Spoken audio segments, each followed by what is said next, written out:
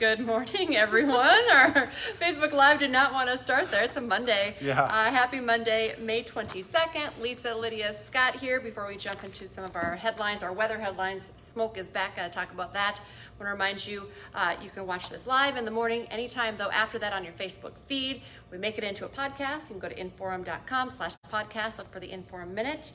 You can also find us on our Inforum YouTube channel throughout the day as well. All right, so news headlines. Really the big one is weather today because the smoke is back. Oh, it's back. We got a nice little break Friday into Saturday, and now it is back in full force. It's not down on the ground this time, so I guess that's a bonus. Right. You know, it's not as thick as what we had back on Thursday when we were post cold front and it was stinky outside and the air quality was crap. I don't know if I can say that, but I it think just so. did. Well, yeah. that's It's the the official truth, term right? of what was going it on. was Yeah. nasty out there on Thursday. Yeah. Okay, had a break Friday, Saturday. It's back, kind of a haze. It was there yesterday. It's noticeable this morning, especially with the sunrise. We really saw it. Air quality down into the moderate categories. If you do have asthma, COPD, even really bad allergies, you might notice it a little bit more. Otherwise, it's just kind of giving us that milky undertone to the sky today. It doesn't stop us from warming up. Temperature into the 80s to near 90 in some spots. 86 is what we're forecasting here in Fargo. So that's only 4 degrees away from 90. Yeah. It's still good. It's going to be a warm one. Wind out of the south 5 to 15, so not too much for wind. Pop-up shower, weak storm possible. It would be very isolated, so not a big widespread thing. But when you get into the heat of the day, that's a possibility. Yeah. It just kind of bubbles up. So that's today. Better chance for this tomorrow with some scattered showers or maybe some weak thunderstorms in the second half of your Tuesday. Tomorrow, even toastier, going with 88 for your high temp tomorrow. Very close to 90. Yeah, real close to 90. It could happen. Yeah. We are forecasting 90 for Bismarck tomorrow. Okay.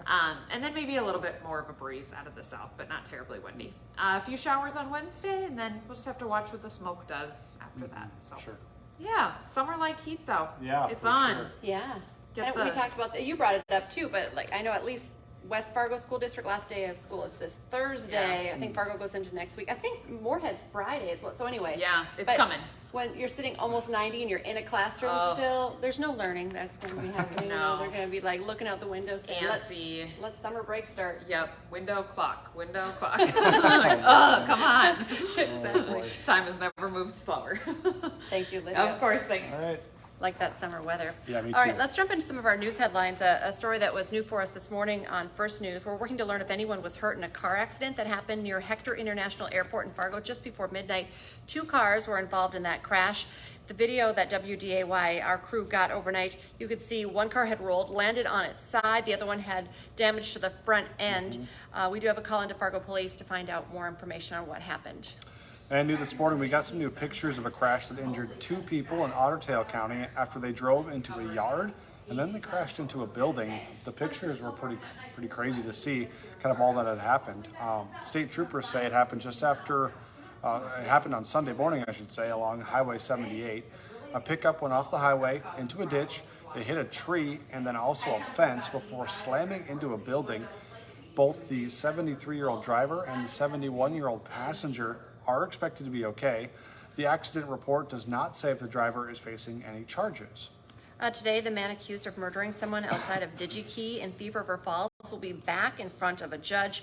32-year-old Jorge Benitez Estremera is facing murder charges, aggravated assault charges. Police say, according to security footage that they watched, Estremera punched, kicked, and eventually beat 61-year-old Steve Opdahl with a street sign in the smoking area outside of the plant. The attack was unprovoked. Estremera admitted to investigators that Opdahl never threatened him. If convicted, Estremera could face up to 40 years in prison. We are waiting for autopsy results this morning after a dead body was found over the weekend in Moorhead. We first reported it over the weekend on our news on WDAY right here. Officers tell us they found the body in Gooseberry Park near the Red River on Saturday afternoon. We got video of the scene. Police were working to investigate what happened. Firefighters were actually the first people to show up. They got reports of a man's body found near a walking path. There's not many details that have been released by investigators yet, but they did confirm with us that the body, they believe it was in the river for quite a long time before it was found. The Minnesota legislature has till the end of today to wrap up work on the session, and it was a busy weekend as well. They did pass a couple of lawmakers in both chambers passed a couple of major bills. Early Saturday morning, lawmakers passed a bill to legalize recreational marijuana for people 21 and over. Once Governor Tim Walz signs it, Minnesota will be the 23rd state to legalize it. Later in the day, they also passed that $2.6 billion infrastructure bill. It's been at least 2 years since one of those has passed. Lawmakers also passed a bill that set a minimum wage for gig workers like Uber and Lyft drivers, and they also passed 2 bills that will impact almost every Minnesotan: a gas tax hike and the tax bill, which does include those rebates that we were talking about. If you want to read more on like how much you could be getting in that check, go to inforum.com, and it kind of has the whole breakdown there. A lot of details. Today is the beginning of cleanup week for Grand Forks and East Grand Forks. Spring cleanup was originally scheduled to happen the week of May 8th, but due to flooding concerns, it had to be postponed. People in Grand Forks and East Grand Forks are asked to place their extra garbage items on the curb to be picked up on your scheduled trash day. But this is important, crews will not be picking up items in alleys this year due to the wet conditions. During this week, the landfill will also have extended hours, and East Grand Forks will have another additional cleanup week in the fall. It was pushed back because of flooding. This is also a good sign that flooding is behind us. Some pedestrian bridges are going to be lowered back down. Lindenwood Park pedestrian bridge, of course, that connects to Gooseberry Park and Moorhead. Also, the Oak Grove Bridge that connects to Memorial Park will also be lowered, put back into place today. Today, President Joe Biden and House Speaker Kevin McCarthy are set to resume in-person meetings about the U.S. debt ceiling. The two spoke by phone yesterday as Biden was returning from the G7 summit in Japan. McCarthy says their conversation was productive. Republicans have been seeking spending cuts in the federal budget in exchange for their support to raise the nation's borrowing limit.